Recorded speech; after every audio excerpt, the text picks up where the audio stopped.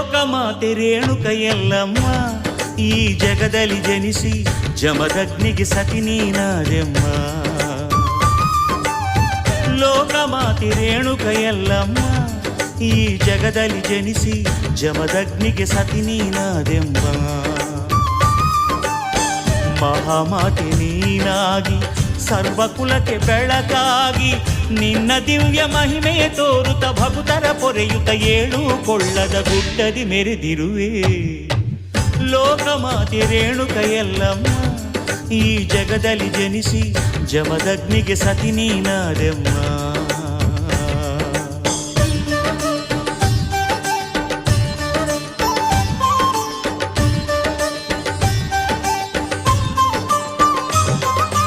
ರೇಣುಕ ರಾಜ ಭೋಗಾವತಿಯ ಮಡಿಲಲ್ಲಿ ಬೆಳೆದೆ ನೀನು.